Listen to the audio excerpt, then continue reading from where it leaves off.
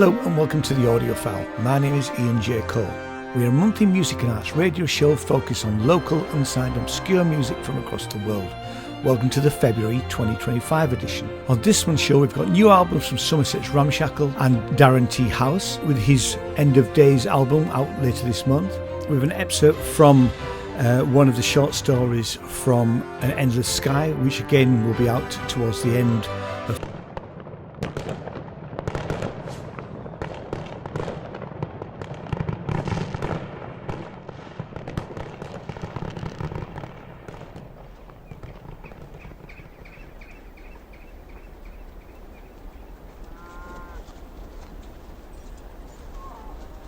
Here's a track off Daren T. House's next album. This is 0 Hours from End of Days.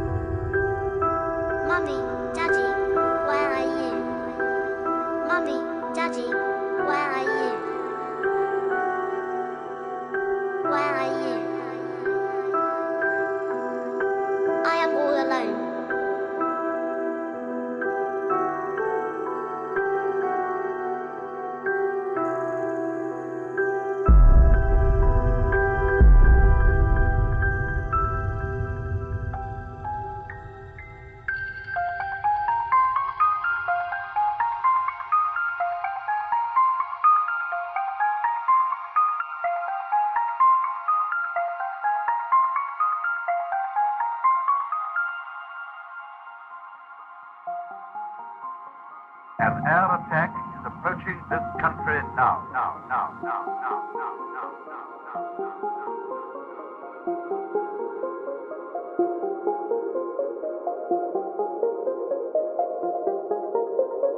An air attack is approaching this country now. Air attack. An air attack.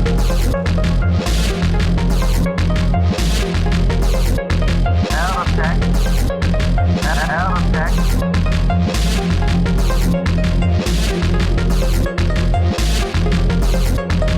Air attack. An air attack.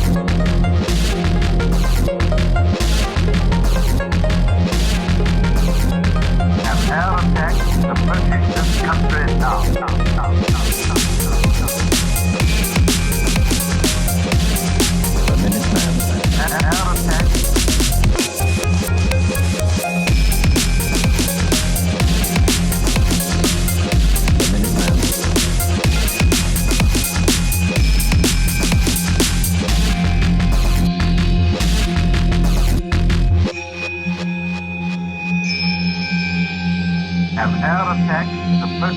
country now.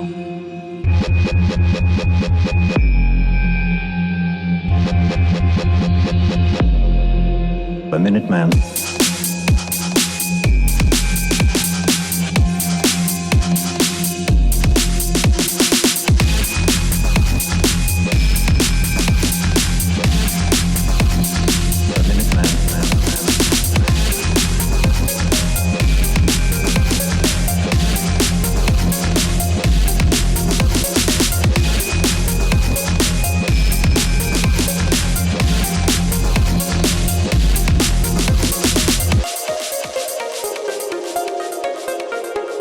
Thousands of nuclear warheads. Thousands of nuclear warheads. An air attack is approaching this country now.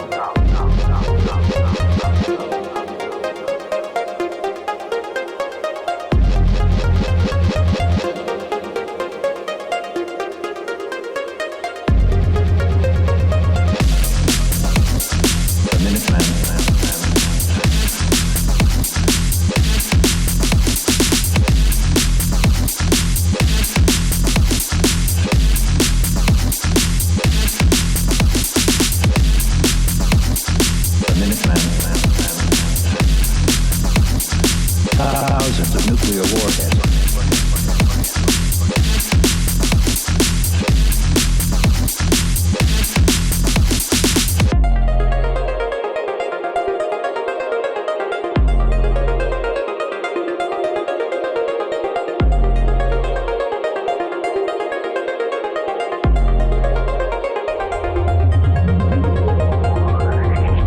The Minuteman.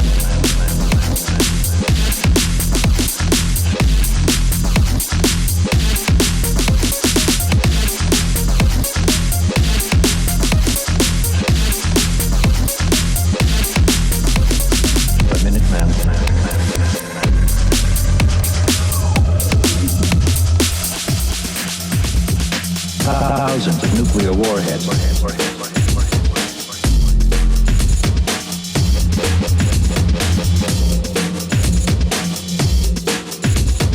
The Minuteman.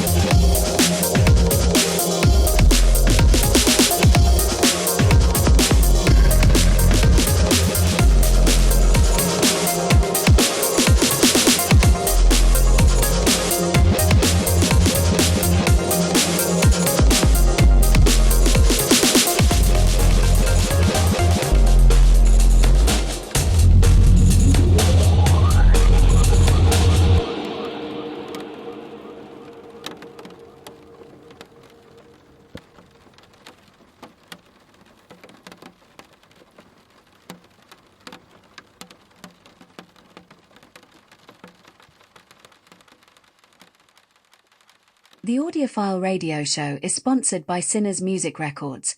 You can get a 15% discount at their Bandcamp site, which is linked in the description by typing Sinners Sale at the Bandcamp checkout. You're listening to the Audiophile radio show.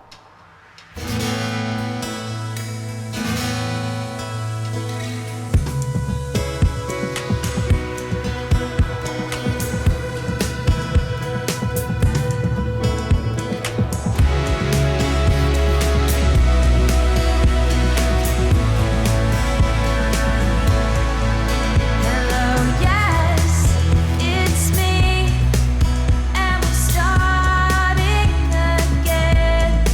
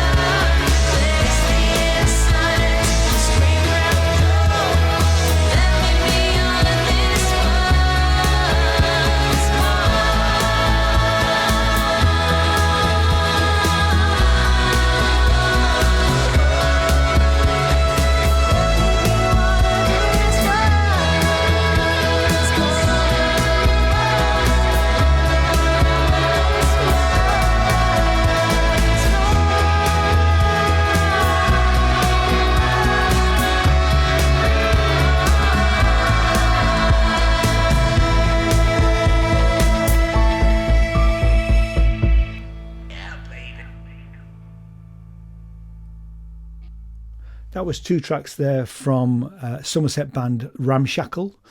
The first track was Running Red Light, and the second track was Maniac. The album's called Who's Keeping the Lights On, and he's available to pre-order now from the Sinners Music Bandcamp.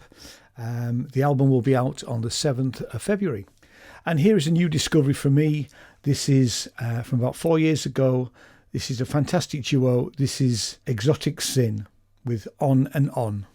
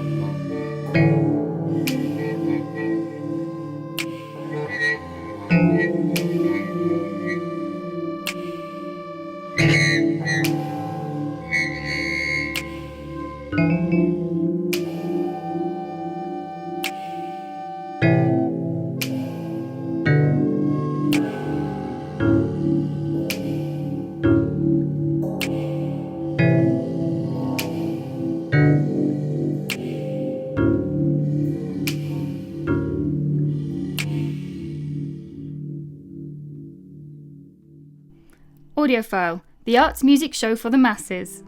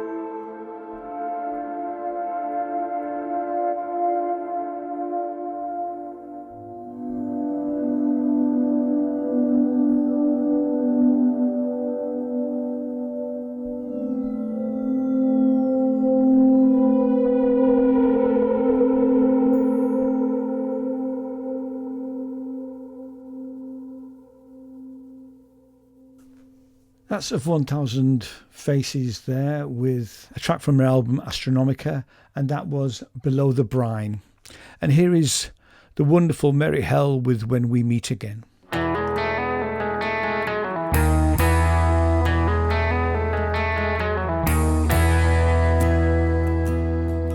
There's a feeling in my heart, in my bones and nowhere, that though we are apart, we will meet again. And that party will be grand, and the music golden, and I will hold your hand when we meet again. But the night must fall, and the sun must rise, and we will wait for clearer skies, and there shall be no last goodbyes, for we will meet again.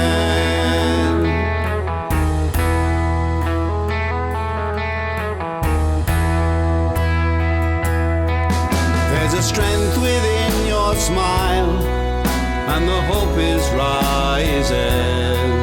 We will walk that extra mile when we meet again.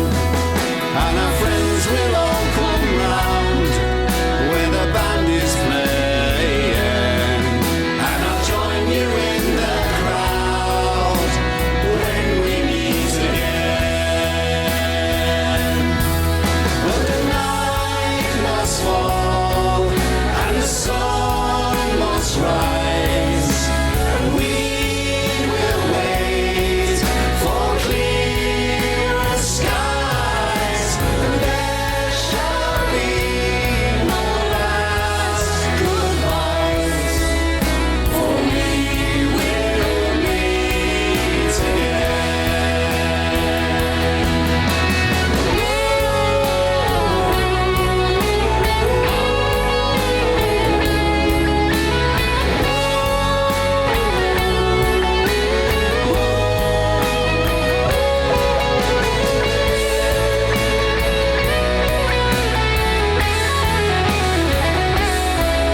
Yes, we will meet again.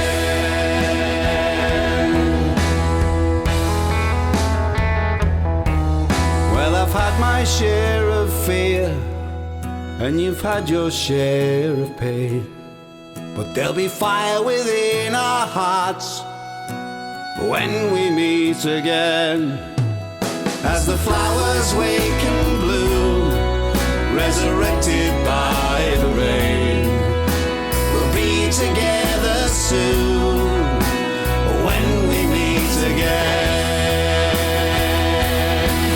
But the night must fall, and the sun must rise, and we will wait for clearer skies, and there shall be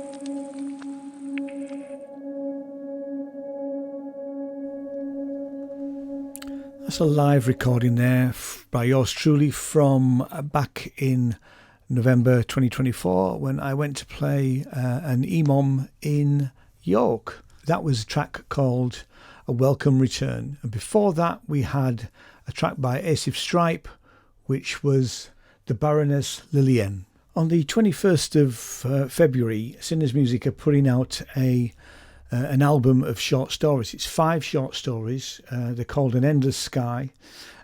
Each story is written by a different author, and each story's also got a different narrator.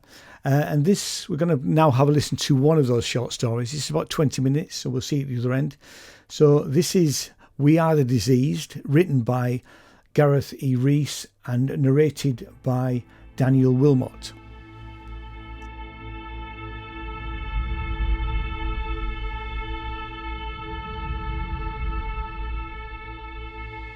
On a grey day, we set sail from Murmansk on the international research vessel Salvo, passing rows of container cranes as the hulks of decommissioned icebreakers, our worn-out predecessors, doomed to rust.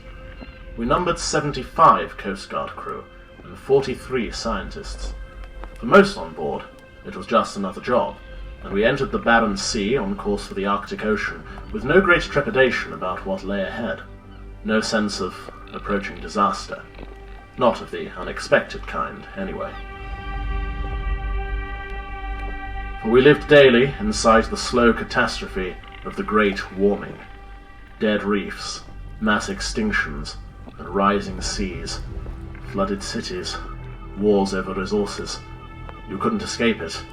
Every minor act, from switching on a light to flushing a toilet or munching on a loaf of bread, contributed to the crisis.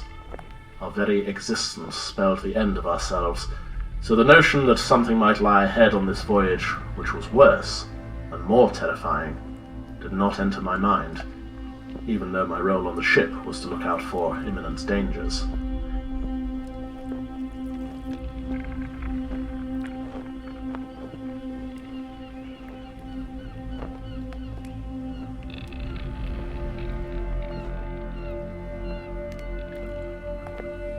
I led a team which carried out inspections of the Salvo, checking for signs of fire or flood, so that the scientists had peace of mind to carry out their studies, which were of huge importance.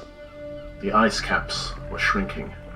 Thinning sheets, like magnifying glasses, channeled the sun's rays into parts of the polar ocean that had been in lifeless darkness beneath thick ice for millions of years, before the rise and fall of civilizations. Light had woken the deep microbial past. Vast blooms of algae now flourished beneath the ice. This was our purpose, to observe the largest possible extent of the bloom at the tail end of the summer, before the sunlight vanished.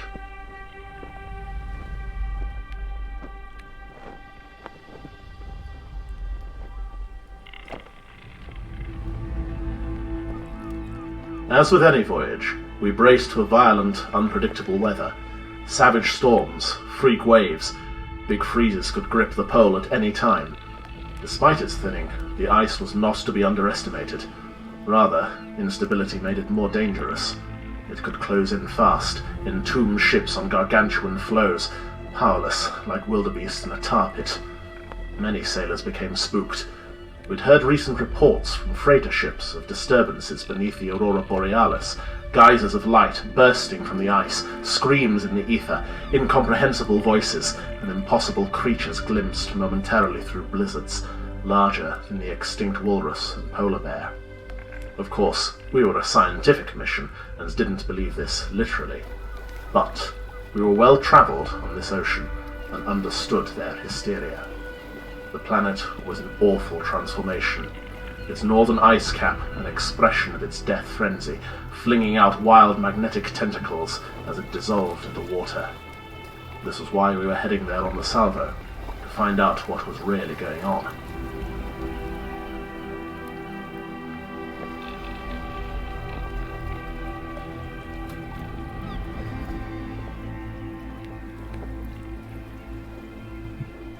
In early August, we manoeuvred between sculpted icebergs of brilliant blue until we reached the pack ice, where the salvo forced its way through narrow channels between jagged white plains dotted with emerald pools. There was a dirty, grubby greenness to the outer rims of the ice where it met the water, as if it was rotting from beneath. We moored for a week at a time, while a team led by Chung and Pokrovsky took samples and brought them onto the ship for the biologists to work on. At meal times, they shared their findings. The bloom was spreading towards the pole, further north than ever recorded, 150 miles of the stuff, the sixth mass global extinction counterbalanced by this subaquatic Arctic rebirthing. Far more production is happening under the surface than we realized, announced Chung one day in the canteen, and the algae is not behaving in the way we expected. It has evolved weird genetic mutations that make it hard to classify. It'll take time for us to make sense of it.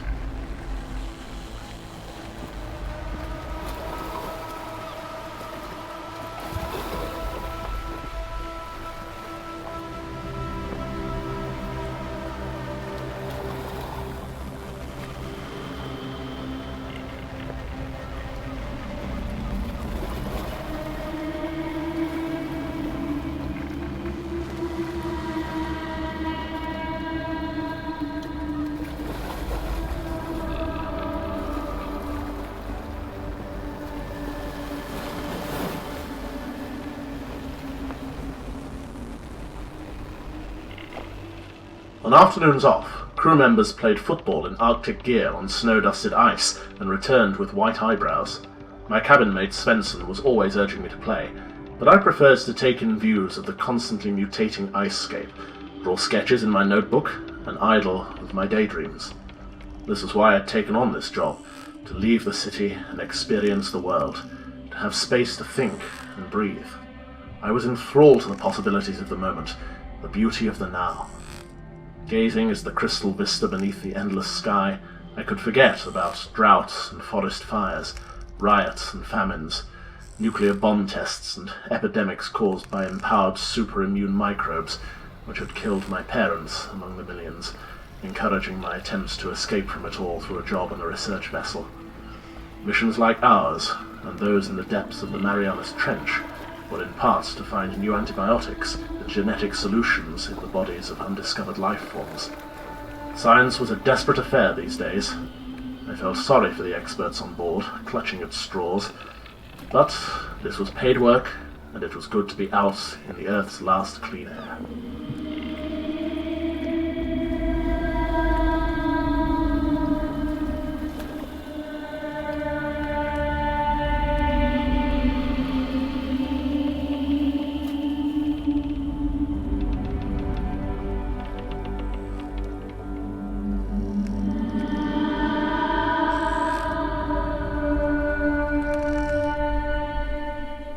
In late September, we cut deeper north, crunching through white slabs, meringue pieces crushed by the knife of the salvo's bow. Freezing winds made external work painful as the sun dropped ever lower, as daytime became a persistent twilight.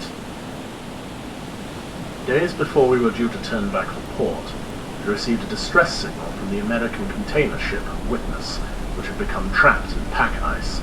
We were the only icebreaker with any chance of reaching it. The trip took 4 days through insane weather.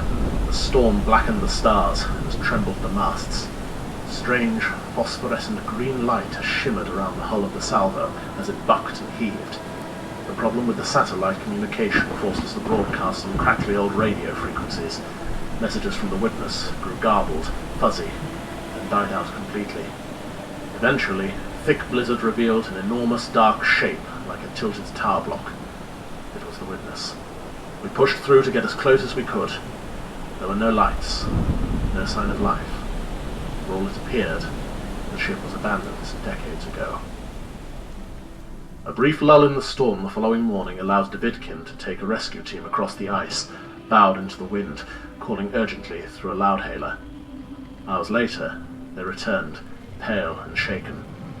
The container ship was deserted inside, its floors coated in a slippery algae and fungal growth on the walls. Much of the furniture was littered with tiny white flakes and gossamer thin sheets of unidentified matter. They brought samples for Chung and Pokrovsky's team to analyze. We were all unnerved, but Svensson and I dutifully continued our rounds of inspection, along with Wilkinson, our third team member, who seemed particularly on edge. Eventually, she told us with some embarrassment that it felt as if there was a fourth person with us. She couldn't explain why. Svensson said the same thing happened to Ernest Shackleton and his companions as they made a desperate walk to Stromness, a whaling station in South Georgia, to get help for their stricken exploration party. I knew of that tale too, but I didn't feel a presence, so much as a dread that something terrible was happening which we did not understand. That night, the gales returned with force, rattling our ship to its bones, howling through the vents as the ice pressed hard against the hull. The captain sent out an SOS, although nobody could reach us, not in this storm, not this far north.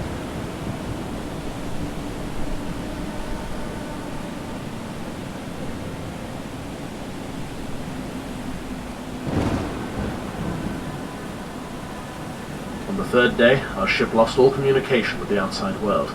The radio was dead. But for the American container ship concealed behind the whirling blizzard, we were alone at the end of the world. Embedded in an ice floe on a planet in the gravitational grip of a sun that's turned in the Milky Way, and in a universe held together by dark matter. Nausea overcame me. A sickly panic that I was glued to a vast, unknowable object, moving regardless of me, like a gnat stuck to a tractor wheel.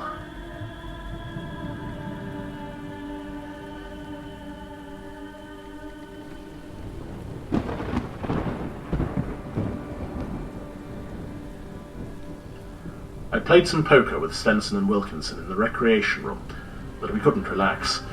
Not when we heard rumours regarding the latest discovery in the lab. Those mysterious deposits found on the container ship were undoubtedly, irrefutably, almost certainly, it was said in hushed gasps, human skin. The captain assured us that as soon as the storm passed, we would cut our way free and return home. But this directive was soon to change. when new calls of alarm rippled through the salvo, when it became evident that someone was on board the trapped American container ship after all. We could see it with our own eyes through the spiraling snowflakes. Lights beamed from the tilted deck of the Witness. Some claimed that they saw shadows move inside. We speculated that the crew, or whatever was left of it, had been hiding from our rescue team when they boarded earlier. But why? It took another day for the weather to give us another chance to cross the ice and inspect the stricken vessel. Nervously, I watched Davidkin's team file across the snowdrifts until they disappeared behind a crag. When they didn't return within 24 hours, a second party went out to investigate. They didn't return either. The only thing that came back was a second storm which obliterated our view of the Witness, which trapped us inside our own vessel, shaken by booms of thunder, which I had never heard at sea.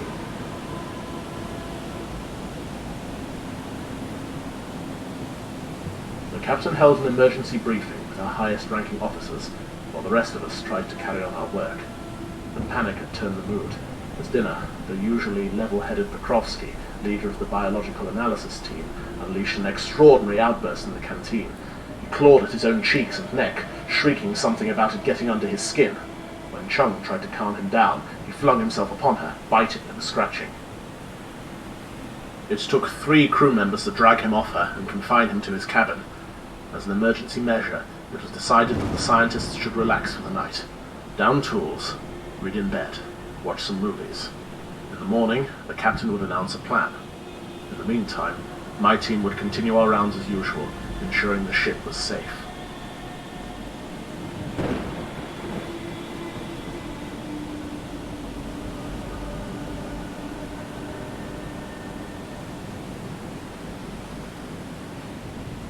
Inside the salvo, all was well, structurally speaking, despite the battering winds and shifting pack ice.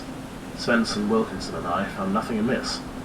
But it was when we braved the deck that we saw something out on the ice. A darkness against the white, expanding and shrinking like a lung. Through binoculars, I could make out a giant, slug-like shape. A walrus, suggested Svensson. But it couldn't be. Not only were they extinct, this didn't have any features. No discernible mouth or flippers, nor any consistency to its size and shape as it writhed slowly closer.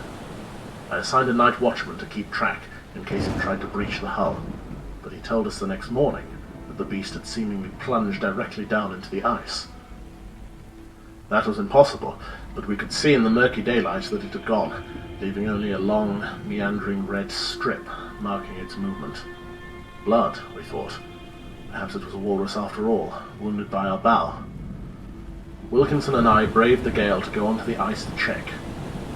This isn't blood, said Wilkinson, dabbing and sniffing at the red smear. This is something else. We hacked away a chunk and took it back to the ship for the biologists to test. The lab was locked. Chung, clearly affected by the missing rescue teams and Pokrovsky's attack the previous evening, had suffered a breakdown, we were told. Crying, wailing, ranting about pain in her skin. She too had been confined to a cabin, as had several more of their team, all in states of distress, marked by outbursts of vitriol and violence. Others, including Coast Guard crew, lined up to see the doctor, complaining of rashes, nausea, stomachache. Scuffles broke out in the corridor as they grew more impatient and aggressive. We could only find one scientist willing to look at our hunk of stained ice. He had no doubt about what the red substance was. Spores, he said, scratching his arms. Those are spores. That night, we could hear thumping on the doors of the locked cabins and the screams of biologists, threats to kill us all unless they were freed. "We are thirsty for light," pleaded Pokrovsky. It was an outbreak of some kind, said the captain, of hysteria or infectious disease, she knew not which. There were not enough remaining Coast Guard crew to deal with the situation. Neither were my own team unaffected. At breakfast, Wilkinson solemnly showed me her fingernails. They were green with fungal growth. Her toes, too. Everything itched. She had this urge, she said, to leap out onto the ice, to freeze it off, to cleanse herself. I told her to stay calm, see the doctor immediately, get some treatment for the disease, now while she could. At this, her face soured. She let out a scream, grabbed a fork like a dagger, and came at me across the table, eyes wild. "It's you," she said. "You're the disease!" 2 crewmen grabbed her and dragged her kicking to her quarters, where they locked her in.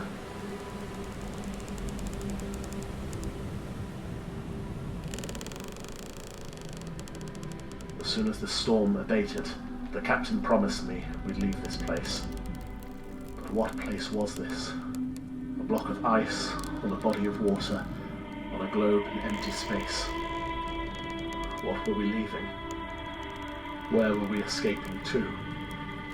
There was nothing but the world, and we were of that world. Microbes lived inside us, digesting our food, defending us, attacking us, entirely disregarding us. They were in the sea, on the land, in our cities, in our water supply, beneath the ice of the Arctic, blooming and mutating, seeping up into the light. There was nowhere to go but here, and here was everywhere. "The itch!" screams Chung from behind her locked door. "It's unbearable! Take it off! Let me get out of it!" It didn't take long for most of the remaining crew, gripped by the madness, but with not enough people left to restrain them, to escape from the ship and onto the ice, heedless of the wind and snow. Some of them unlocked the doors of the cabins to let out the prisoners, red raw from the scratching, psoriatic flakes of skin piled on the furniture within. When I checked her quarters, Wilkinson was gone, leaving only smears of blood on her sheets, and something scratched into the metal of her bunk in a spidery scrawl. "We are the disease."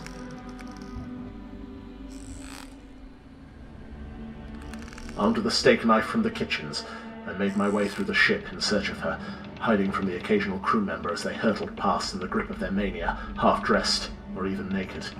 I spotted Svensson running up some stairs, his screams less those of pain and more a kind of war cry.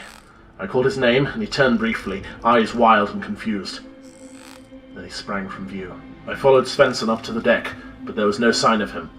It was hard to make out anything clearly in a darkness obfuscated by snow, but in the shimmering lights of the salvo, I saw a figure below. It was Wilkinson, or the top half of her anyway, embedded in the ice, clad only in a t-shirt. She steadily and rhythmically paddled her arms as if wading waist-deep against fast-moving water. Luminescent algae streamed up through the cracks in the surface around her midriff, turning her exposed arms and neck green, illuminating her face, stricken with a combination of terror and ecstasy. "Wilkinson!" I cried out. "Ellen!" I thought for a moment she could hear me, her head tilted at an angle, mouth opening as if to speak.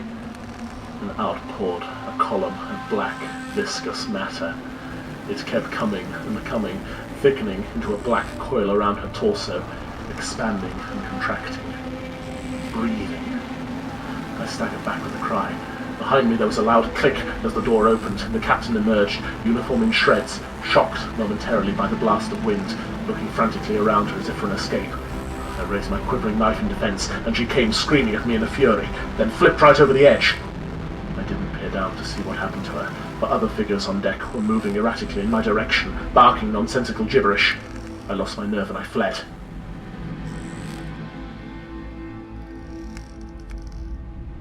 We cannot stop them. All that we, 13 remaining, uninfected crew members can do is barricade ourselves into the kitchens, with our supplies of food and knives behind heavy doors. Here, we must wait out the storm. At night, the ice pushes so hard against us, it feels as if the ship will split and take us down into the infested depths. Despite the gale howling through the vents and rattling at the gantry, we can hear them. The sluggish entities that crawl up the hull and seethe on the upper decks, releasing spores into the wind. They drone and weep and seep their strange microbial cacophony into my thoughts. Even when I put my fingers in my ears, the noise roars within me, through the rivers of my blood, into the forests of my gut flora, across the teeming oceans inside my cells. The sound is outside and inside, and nothing makes a difference. It will never go away.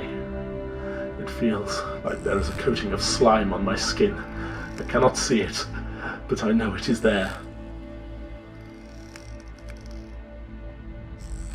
I have the urge to tear it off, rip myself out of myself, become something other, something not of this world, of this universe, this waking nightmare.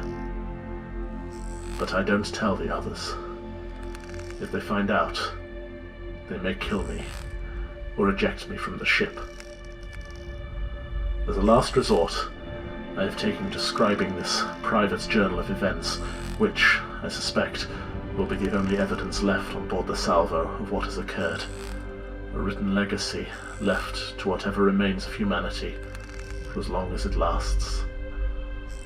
Our only hope is that we 13 are somehow immune, as the gale dies down, and we can steer the ship free with a skeleton crew. In that unlikely event, we will have to abandon our friends and colleagues on this frozen plateau to the mercy of the algae bloom, and to each other. In the darkest hours we can hear them outside, whooping and screaming, hurling obscenities at the stars. And we are so afraid.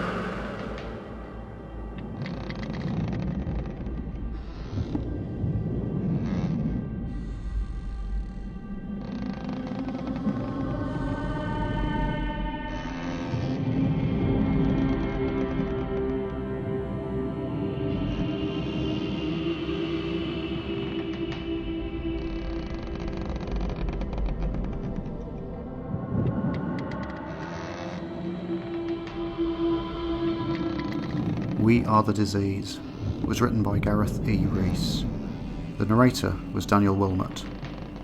Music and sound design by Ian J. Cole, with additional recording by Wayne Brick.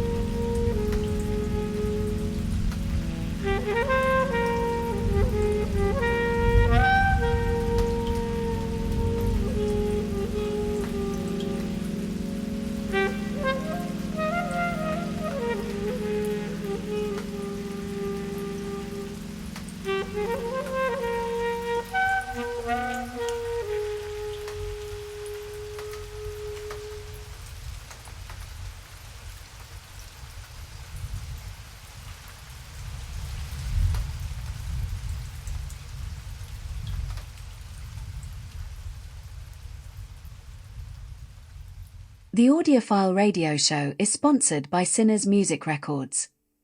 Sinners Music Records are offering 2 types of Bandcamp subscription. For £3 a month you get 21 back catalogue albums and EPs, plus any new releases. And for £10 a month you receive all their back catalogue releases as well as a limited edition white label compact disc version. 3 CDs will be sent out each month of your subscription. You will find the link to subscribe in the show notes. And before that we had Rachel Muscle with Squall Line. And here is another track from Ramshackle. This is Big Trouble Machine.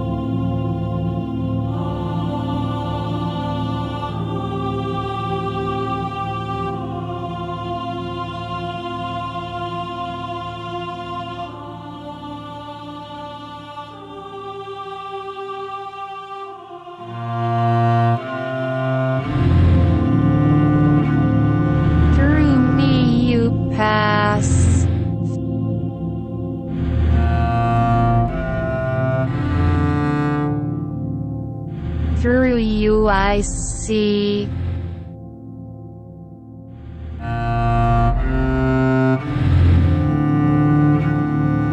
When we resurface, it won't be just to breathe.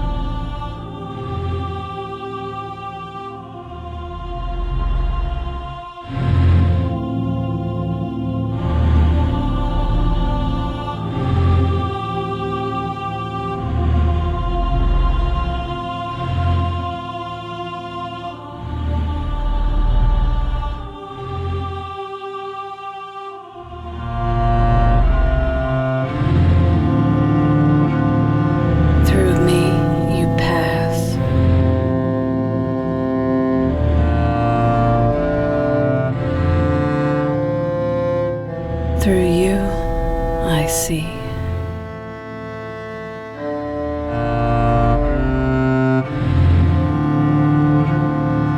When we resurface,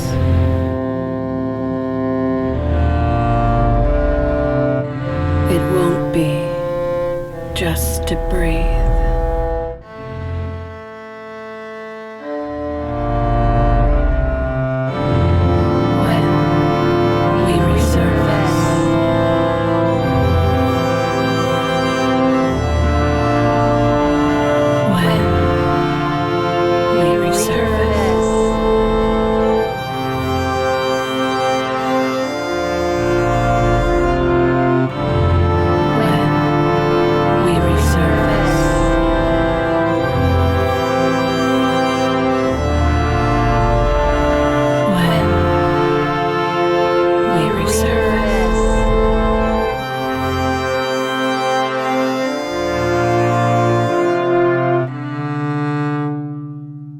That was Ryan Shirlow and David Collerham there with Through You I See.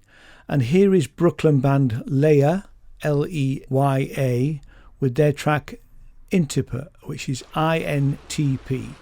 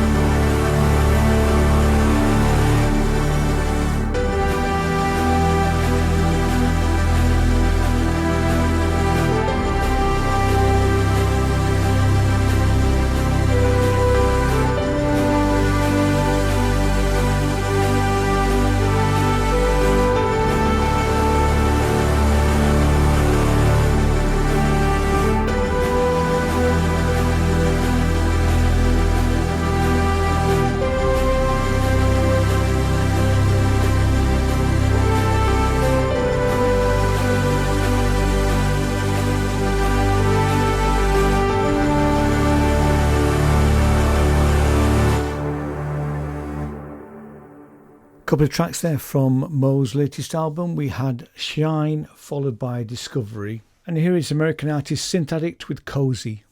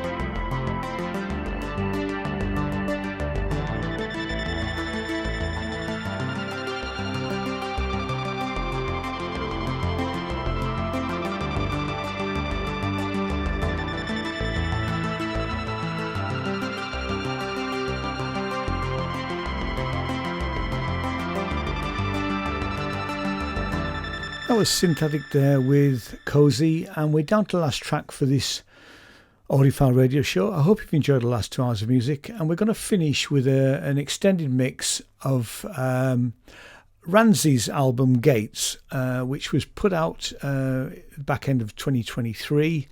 This is called Fully Gated. It's not the full track, because the full track's about 50 odd minutes, but we're going to play as much of it as we can before the end of the show.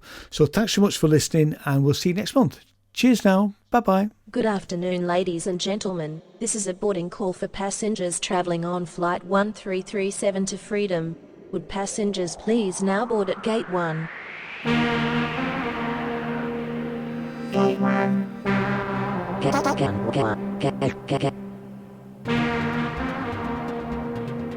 Freedom. Freedom. Freedom.